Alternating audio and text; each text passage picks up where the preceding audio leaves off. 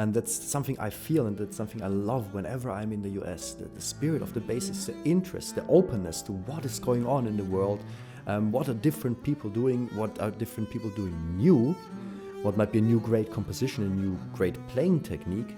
You know, the people are so open and interested. Now you write. Now you write a piece for bass. Yes. Taking you on.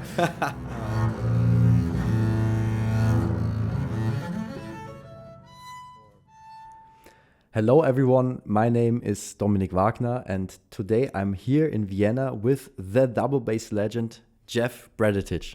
Jeff, thank you so much for being here, for taking the time to talking to me. Because, you obviously know, I love music, I love the bass, and I love talking about music and the bass, sharing ideas about maybe a possible future for our instrument or for the music scene in general, what we can do to influence that, and especially when it's about influencing the bass scene. I mean, I don't think there are many people who have managed to accomplish as much as you did over the last decades. Well, you're very kind, and it's a great pleasure to be here and to visit with you. And I can say the same for you already as a very young person. You're already pushing the boundaries of classical bass and bridging into other types of ensembles and opportunity for our instrument. Obviously, we're known as an orchestral instrument or the jazz instrument, but our music has now branched well out of classical music into what we call crossover, and picking up many different styles and experimentation. And the reason this is happening is because players as well as composers are falling in love with our instrument, the sound that we can produce, the traditional sound, and also the more avant-garde sounds of sound effects and so forth. And a lot of this, if I can say, really stems from the fine teaching that has been going on more and more on the younger level. Absolutely. So we're turning out more and more better educated and more highly trained people coming into the university and the college conservatory age. And Absolutely. Then, I think that's what happened to the cello also, because currently one might even say there are more really top young cellists than young violinists. Because since I would say that the big boom was kind of probably caused by Rostropovich and all his students, and now there are so many top level teachers. And if you look at the big cello competitions, the level is ridiculous. Yeah. But we see it also with the bass. It's rising and rising, and I am even happy now that I am already done with the competition part, because some of the young players now. I know. There's one thing though I really want to ask you, because for me it was easy to get the idea of the bass, of becoming a musician. You just go online and you see what's out there. And for me, the kind of your, so to say, origin story would be interesting to know, because what gave you the idea, idea of becoming a musician, or maybe a bassist, or then, even not just any kind of bassist, but a bassist that really pushes his instrument forward as a solo instrument. Like, how did you get that idea? It's a good question. I'm not sure.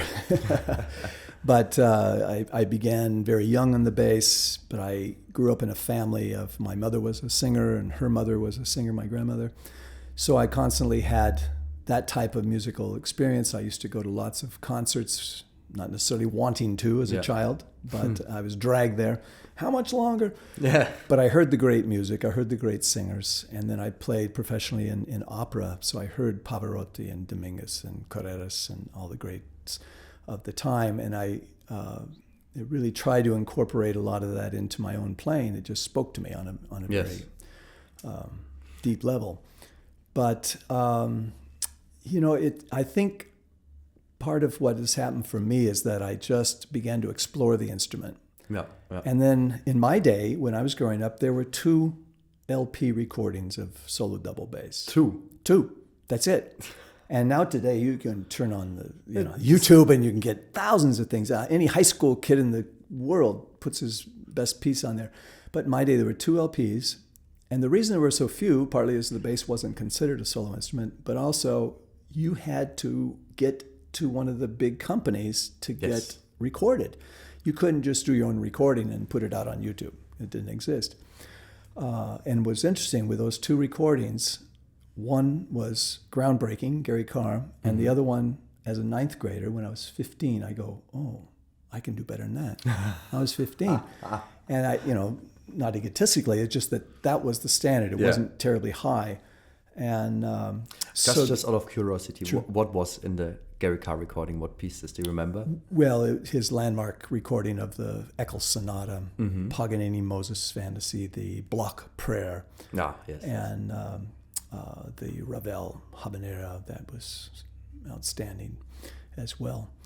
But so as I got to play the bass more and got involved in more traditional chamber music and things like this, other composers and people began to get interested in our instrument. And that's where I think the bass is today it's happening on a much greater level, say, than the violin.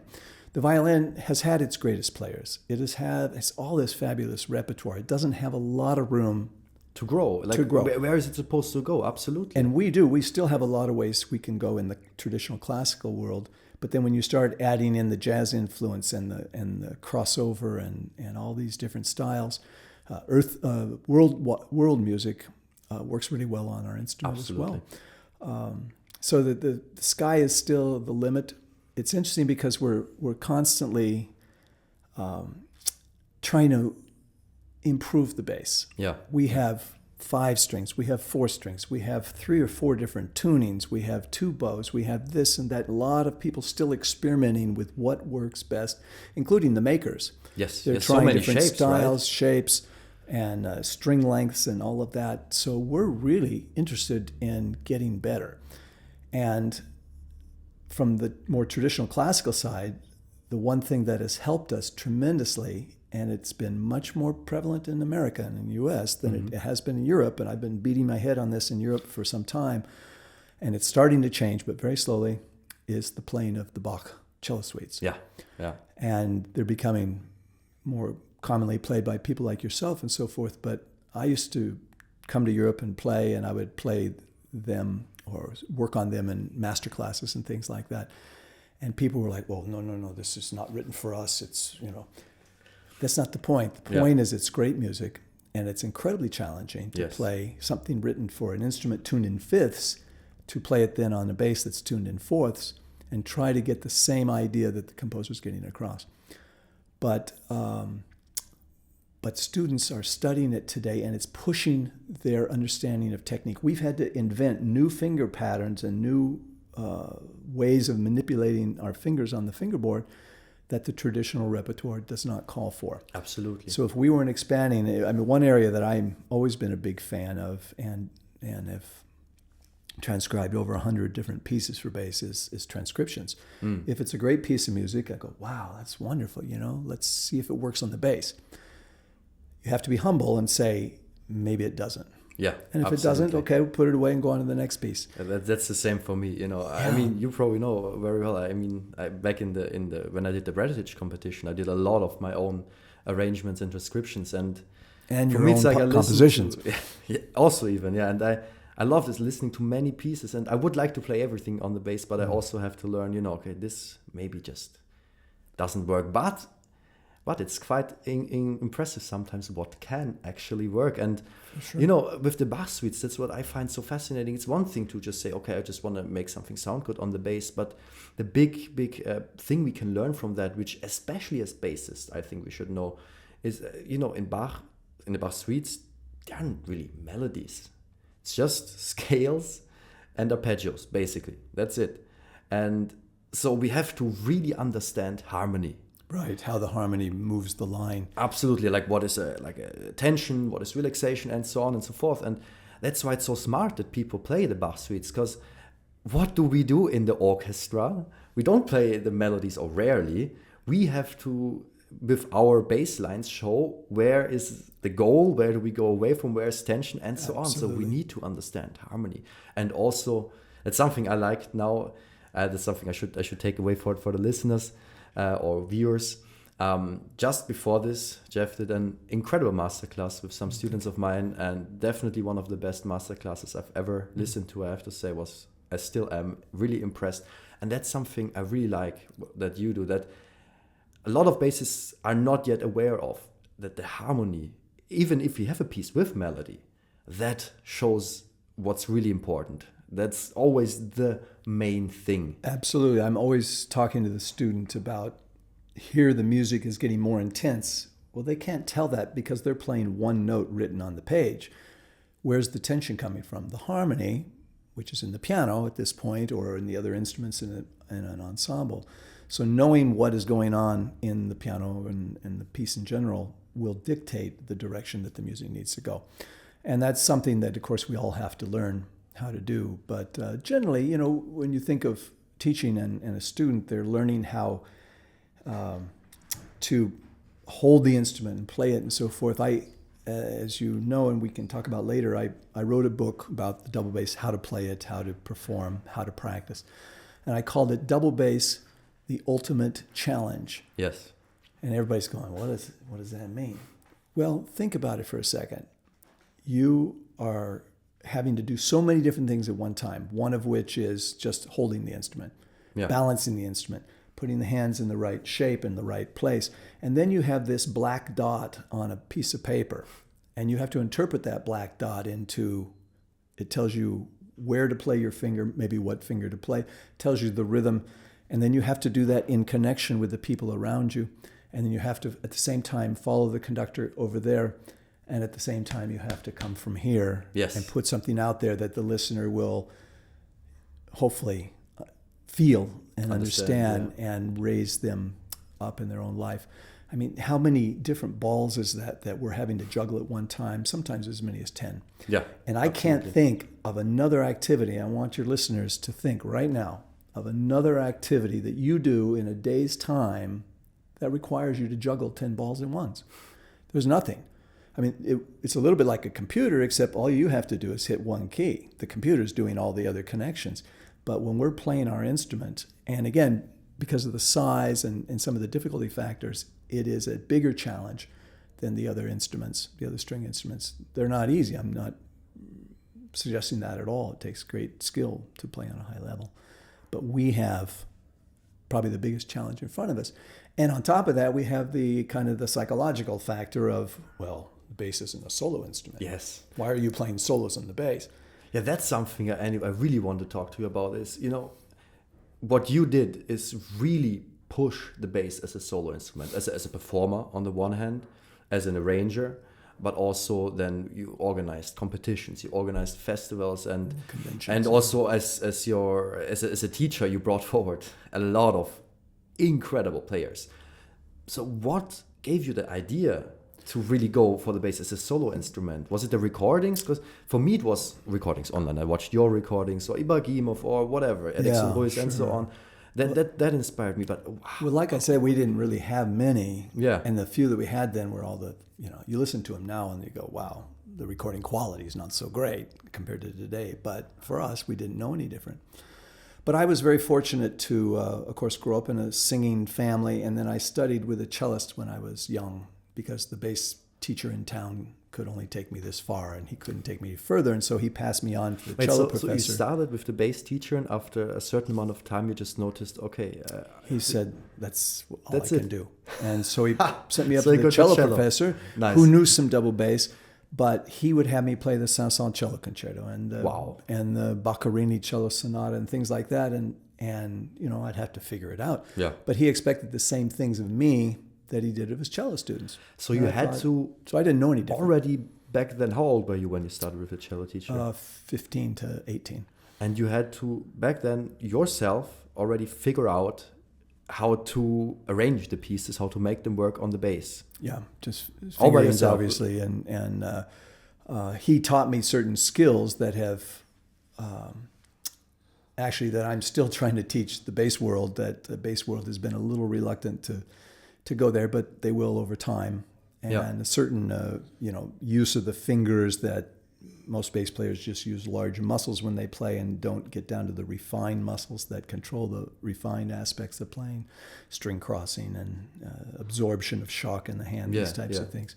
And thumb position. Now, any advanced bass player today plays thumb position all over the instrument because we can and because we have to. But in that day, I mean, you played traditional thumb on the harmonics and you didn't move out of that position. Dragonetti Concerto, for instance.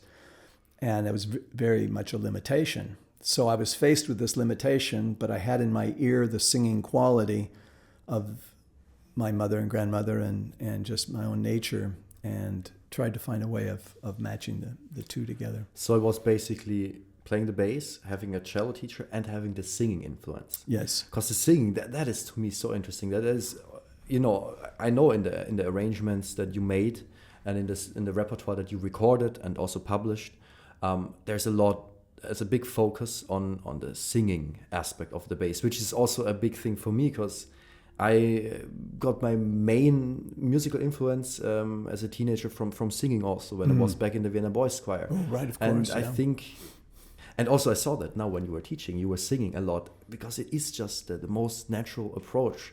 So you think that clearly influenced your playing as well when growing up? Oh, yeah, absolutely. And I see it today when I choose pieces that I want to play or I want to transcribe. And now I've been able to have published a 2-volume set of singing pieces. Great repertoire that sounds great on the bass. Why not?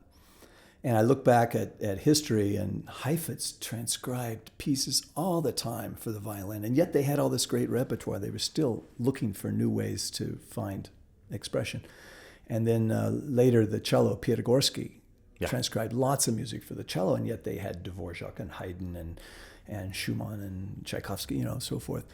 I have the feeling it was just a different time, like this kind of exploration aspect was a part of it for the cellists and violinists back then. Because back then also they didn't have like the technical system that everyone learns and the highest level possible achieved. It was still a time of trying new things, and that's what I think is so cool. We have basses in all sizes and shapes, and we do this exploring. How can we expand the repertoire by new arrangements, but also that's something I also want to ask you.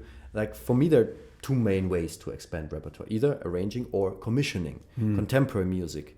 Especially there, I think the bass, because of really finding out with its size, what effects can you do? What are the things that are actually possible to achieve? Did you do a lot of that also, like overall, or it would also be interesting for me to hear the difference between the European and American bass scene? Is there a lot of contemporary music being pushed there as well? It is in our modern day, but it really reaches back to a very active performer when I was young, and his name is Bert Turetsky. He commissioned over 300 solo pieces for double bass. Crazy. And some duos and things like that. And it's an incredibly wide range of repertoire. And his pushing and getting composers to listen to the bass and say, wow, I like the traditional sound, but listen to all these sound effects, listen to these different sounds, exploring what can be done, pushing the envelope, pushing them, and then trying to sell it to audiences as well. And then from that came that whole series of theater pieces that were very popular, and I've done quite a few by John Deek especially. His Big Bad Wolf is one of the great pieces I think ever written, and it's and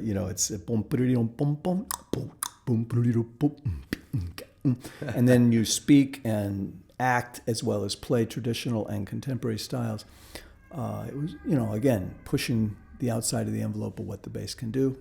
That inspired this composer to move on to this and so forth. And then great players come along like Edgar Meyer, who did the crossover style and really brought a whole new flavor to what the bass can do and do well.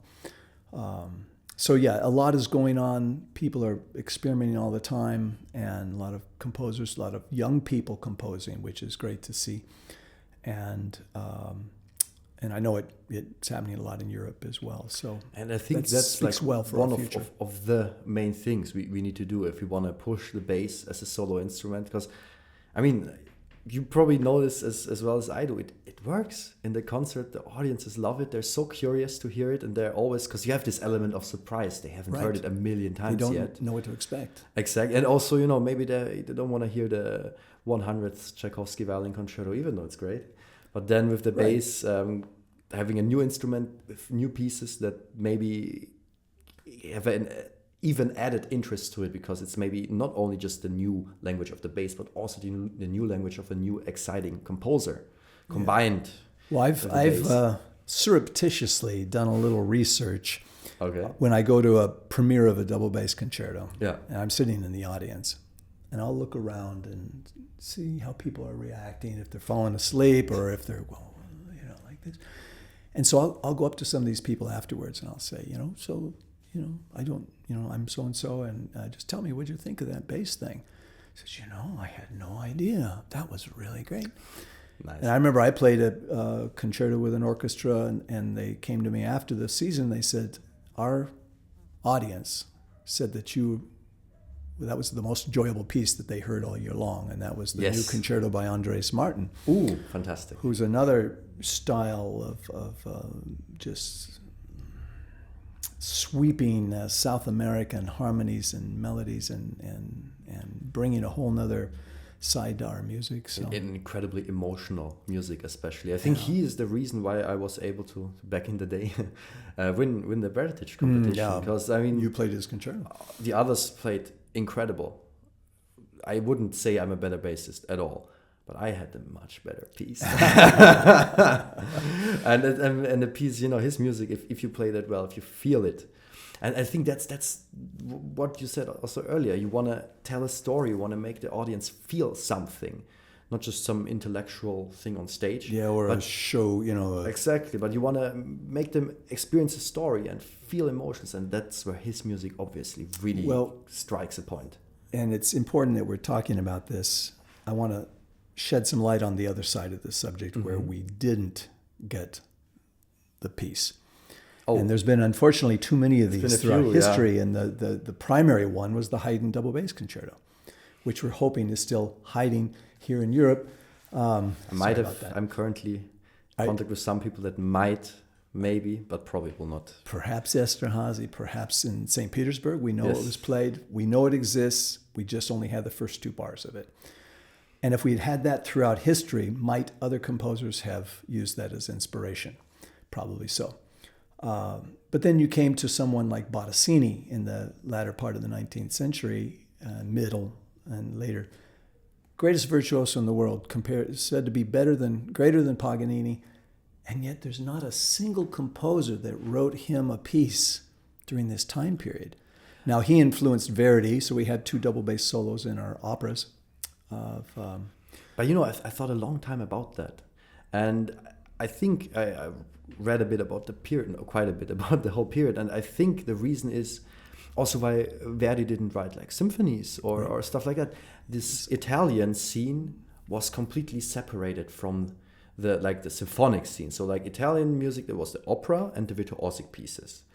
And even when Bottesini, for example, wrote the string quartets and string quintet, that was already like looked down upon. It was one of these like German what is he things, trying to do? Right? Yes. Exactly. And often they had then like Italian operas and the non-Italian operas in the rest of the world opera, because and also the symphonic cycle and then the Italian cycle in a lot of places. Also when Bottesini played in London, he played in the Italian opera. Yes. And that is so sad because it was, but we feel it often in music. Certain musicians in certain styles are like, no, this is the one true way, and others are like, no, this is the one true way. And that's why this world was kind of separated. If it hadn't been, I'm sure they would have all written for Bottesini. Well, some other interesting circumstances like that was Brahms. His father was a bass player. Now, Brahms didn't once write for double bass in any of his chamber music. If I was his father, I would say, Johannes, I brought you into this world. Now you write. Now you write a piece for bass. Yes. Taking you out. So it was either that or either they didn't get along, or his father was probably such a lousy bass player that Brahms just said never. But anyway, that didn't work for anything for us. And then you come to Kusevitsky. Yeah. And he was the next well-known virtuoso that was championing the bass and eventually went into conducting and concert promotion. He was a big promoter in his Paris concerts before he ever went to America. And he knew, in fact, I think he's the greatest proponent of new music to have ever lived. Probably, yeah. Kusevitsky was commissioning Bartók and premiering Stravinsky and Prokofiev and Rachmaninoff and when he came to America, Copland and Bernstein and even Ravel, Barber. when he was in Paris, that's something many people don't know. The orchestration of the pictures of an exhibition by Mussorgsky, the Ravel orchestration, that was commissioned and premiered by Kusevitsky. And so here's this person who's in touch with all the great composers, promoting their new music. couldn't we have gotten Some a piece, bass. especially from Prokofiev, who knew the bass so well? Or Bartok, could you imagine? And a Bartok bass concerto or sonata or even a short piece. To me, that was a lost opportunity. Yeah. Here was this person, and he just, I think he understood at that time that the bass just couldn't make it as a solo instrument, or it wasn't really built out to be it. So it didn't happen, other than the Glier pieces, whose Glier's maybe not considered on the level of the others, but we got The 4 good are pieces. incredible. Yeah. So it wasn't until 1949 that Paul Hindemith writes a sonata for the double bass, that a really recognized great composer writes something soloistic for the bass. Since all the way back to Rossini's duetto for Dragonetti in 1824. That's a 125-year black hole in our solo repertoire, yet we had the greatest player, we had the greatest proponent, and we still couldn't break through. And I attribute part of that to exactly what you said, and kind of the tradition of the day. The bass wasn't a solo instrument, but also to the level of playing and sound. Absolutely. And what was explored, what was taught. And now that has changed, and I mean, you know, in my circle, people just expect bass players to play solo. Wow, that's fantastic. And, you know, It's not yet the overall opinion in No, the of music course. scene, but it hopefully will be. But anyway, those are some of the could have beens, would have Yeah. been, should have beens. But even in our day now, the International Society of Bassists commissioned Hinestero to write a bass concerto back in the 1970s. Gave him, I think it was $15,000. And or when he raised the money and said, "Maestro, we now have 15,000 that you agreed to write this bass concerto," he said, "My fee's now 25." And so it didn't happen. And then Ludoslavsky, Yeah. I mean, Klaus Stoll of the Berlin Philharmonic told me Ludoslavsky's writing us a bass concerto, and I think he was going to premiere it in 1988. And there's been some others along the way where we almost, but didn't quite. had, yeah. But finally, that is beginning to break, and composers are getting brave enough to write for us. And You know, the weird thing is composers actually are often really interested. Like most of the contemporary composers I talk to, even like the really big names, they are absolutely open and interested. The question is, can we get the money, which is often with the top composers a lot, and can we then get multiple really big opportunities to premiere it? You know, if like the big composers, they expect the pieces to be premiered with Berlin Phil, you know? Right. And is that something as a mere mortal double bassist you can make happen? Obviously, the name of the big composer helps in getting the big orchestras, but it's still the bass. Yep. So that's a big limitation that we have there. Although, you know, if you look back in the past, we see even Beethoven, for example, he played the sonatas with Dragonetti on the bass, and he was apparently incredibly happy with that, and that's why probably the bass parts got so incredibly difficult. And he gave a little solo quality to the bass. Absolutely. Obviously, in the 5th and 9th. In the 9th, I'm sure we would not have that if it wasn't for Dragonetti, just like we wouldn't have the Verdi solos if it wasn't for Bottesini. So there's certainly some influence there, and we did get some great chamber music out of that turn of the century, from the Dvorak Quintet up through Prokofiev and Stravinsky, L'Histoire du Soldat, and many other pieces. Yeah, so it's probably just we need to make the opportunities happen. And that's something that, now we come to one thing you do, your foundation, the Bradetich Foundation, which hosts a competition, but also does many other things, helped me a lot in my career, also gave me a lot of performance opportunities, which then led to new premieres. For example, last year, your foundation organized a US tour for me. Yes. And part of that was a recital in Carnegie Hall, and part of the program was a premiere by a new piece of Andres Martin. So I think with the that composer is, on stage with with the you, composer on even stage. great, even better. Yeah, so I think that is a big thing, getting the bass the opportunity to go into the spotlight. Because then once you say, oh, I have a performance opportunity there, and there. Right, then it can happen. Obviously we haven't talked too much about the teaching, but I grew up in a teaching family. I grew up in a singing family, so So your parents were also teaching singing? Yeah, no, other subjects, but they were teachers just in general. But so the teaching and the playing, and I've championed those my whole career, which extends over 40 some odd years now. But there's another aspect to what needed to happen and what still needs to happen, and what I feel I've been instrumental in helping, and that's bringing people together to learn. And when I was very young, when I was 25, I took over the directorship of the International Society of Bassists. And the first thing I did was say, okay, what do we need as a profession? We had a newsletter, so we turned that into a magazine where we got more and better articles written about our instrument that we could share with everybody around the world.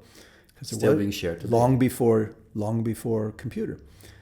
And the other thing I felt we really needed was getting the best people together to share what they do. Yes. And again, we didn't have the internet. We didn't have anything. Even LP recordings were very few. So I started by organizing conventions, which was not a common thing. And certainly on bass, it had never been done. So I organized the very first and the first 4 conventions for bass in 1984, 86, 88, and 1990. In 1984, I was in Chicago, and we held the first convention and brought people together, and you could hear what was going on in Europe and South America and Russia and so forth. And then this generated such interest in the bass world that it has just blossomed into a wonderful event every 2 years. Exactly. About 1,000 people or so attend every That's every the time. crazy thing. You started it. And today, that's one of the, or maybe even the biggest bass event every 2 years that exists, right? For sure, yeah. You started it. Yes, and so I'm, it's just part of my personality or my nature is to see what can be done and to organize in a way that promotes. And so I did a lot of that. I started the ISB solo competitions as well, obviously solo bass, classical, and solo jazz, kind of not a particularly unique idea. But I also started orchestral excerpt competition, which had never been done before. In my knowledge, in the entire world, anybody had ever done an orchestra excerpt competition. So it was met with quite a bit of negativity, but so was the conventions, to be honest. I mean, who ever got together? What violins never got together for a convention? Cellists never got, violas never got together. So here we were in the bass world having a convention, and once people saw that, wow, that's really a great thing, then a lot of the other instruments started doing it. But same with the competition. Now that once I started the orchestral excerpt one, it grew finally and caught hold, and now everybody looks forward to doing it every 2 years. But other organizations and instruments are doing this in their conventions as well. Now, yes. And it just promotes the bringing the best together and giving them something to work for and be rewarded for. And it creates a spirit, like the kind of the bass spirit in the US, and that's probably a lot because of you. And that's something I feel, and that's something I love whenever I'm in the US. The spirit of the bassist, the interest, the openness to what is going on in the world. What are different people doing? What are different people doing new? What might be a new great composition, a new great playing technique?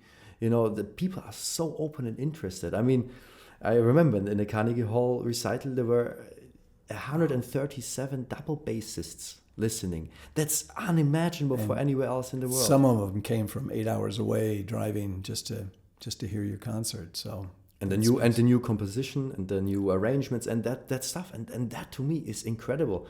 And so was this kind of spirit, this interest, did you feel it was already there back when you started with the convention, or is that kind of what sparked it? Well, I mean, there were enough people to make it happen. We had people, I think, from 9 countries, the first convention. This is in Chicago, I knew all the symphony players. I invited every single one of them to come to the convention and give a presentation. Every single one of them did. And that's the only thing they did. They didn't stay for anybody's concerts. They didn't stay for anybody's lectures. They were kind of like, what's this? We don't need it. Sure enough, about 8 years later, we're holding a convention in Indiana.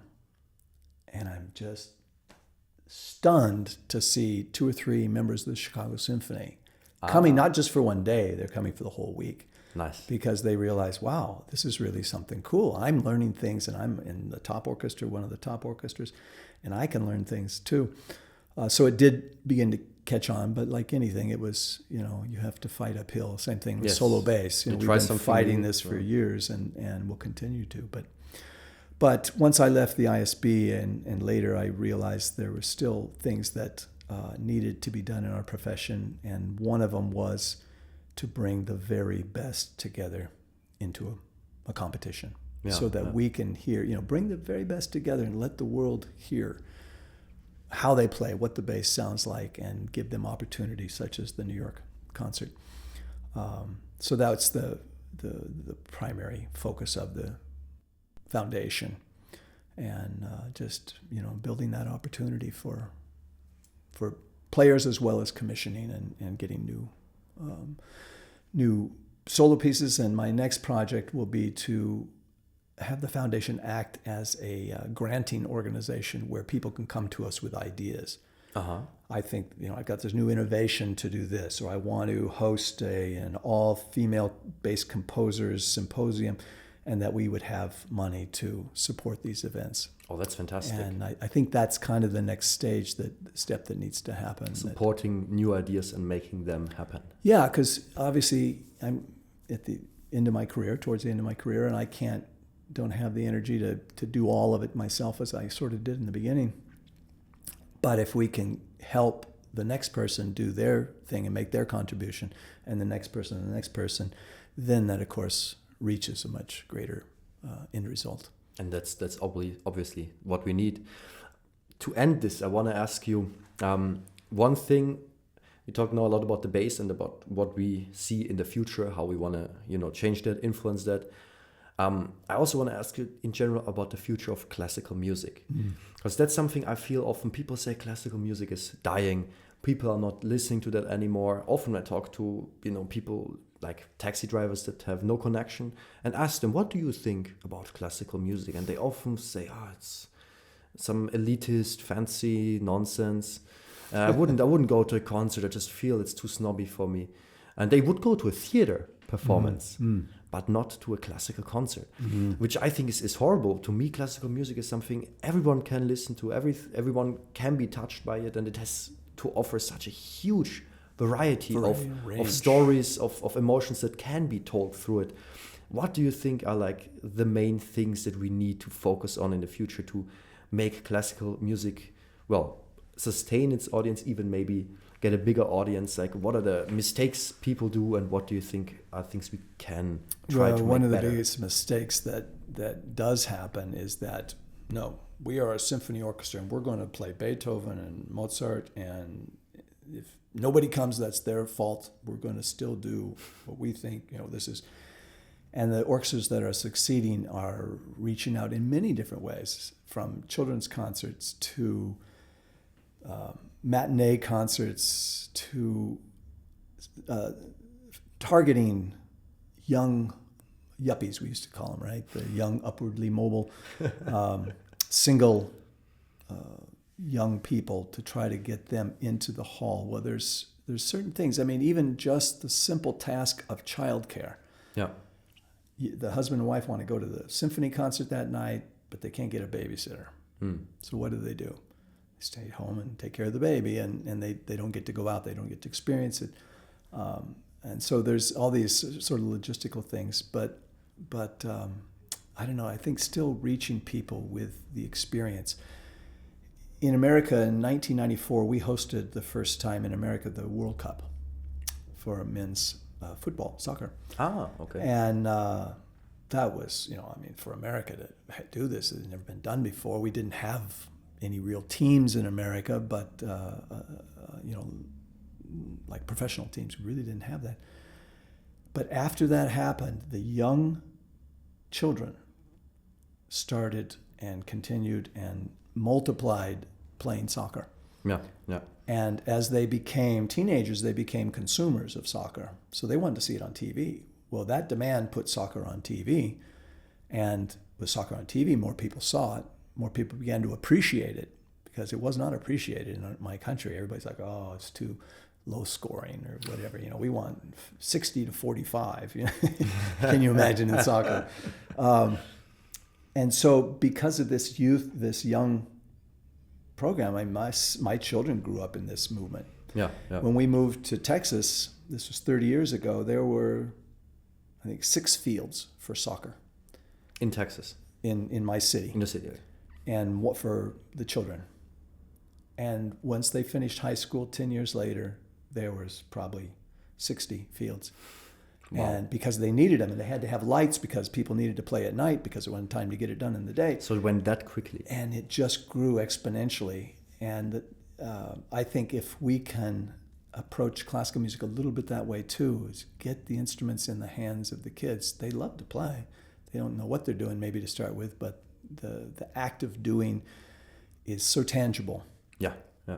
That I think it's something that stays with you in a way that sometimes if they just hear the sound, maybe it doesn't. But I also know teachers that in the first grade class, these little 6-year-olds come into their class and they have Vivaldi Four Seasons playing.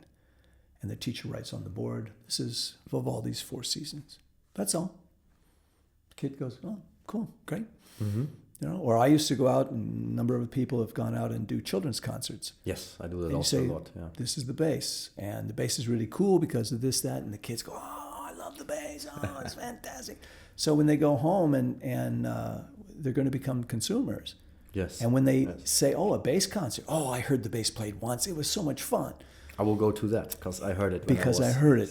So I've kind of touched on a lot of different things. I don't think there's one answer, but I think. Of course, there are many things, but that is probably the biggest. Making sure you make it approachable and interesting to people when they're really young, so that they have it in their mind that, oh, that's something I can do. It's something normal. It's not something too high and mighty. Something that's so intellectual. It's something that's fun to listen to. That's nice to. That's something that I can enjoy. And what I find interesting in terms of the future of classical music is how popular opera has become. Yeah. Much more so in my country. I don't know. I mean, it's always been popular in Europe, obviously. But operas are selling out and the seasons are expanding and things like this. And it's because people want stories. Yeah. They want to understand the nature of human emotion and life. And it's told in bold colors and sounds right there on the opera stage. That's why it's probably so important to also engage the audience in a dialogue, to talk to them, to explain them maybe a personal connection to a piece, tell them, okay, or it's about this, these are the characters, maybe if it's a piece that tells a certain story, make it easier and more approachable for them, like also with words, so that they can then, when they listen to the music, feel an even stronger connection to it, which obviously in opera, since you combine the words already with right. And another thing that a good friend of mine does is she invites a friend of hers to every one of the orchestra concerts during the year. And that person goes, whoa, I enjoy this so much. I haven't been to a symphony before. It's fantastic. So we have to help get them in the door. Yeah. I mean, think of other things in life that you don't know anything about. Would you go out of your way to start doing it? I mean, without any connection or without a friendly pat on the shoulder or an invitation. So I think that there's a grassroots effort that needs to happen as well. Absolutely. Yeah, it's just kind of overcoming this certain barrier of actually going there. Once you're there, it's the same with classical music as it is with the bass. Like with the organizers being afraid, does it work? Does it sound well in a big hall? Once they hear it, they're like, wow, sold. Yeah. Works. It's great.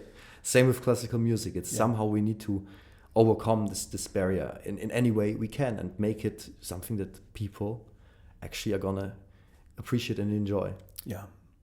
Well, thank you so much for talking to me today. I hope this was also interesting for everyone who's listening and watching.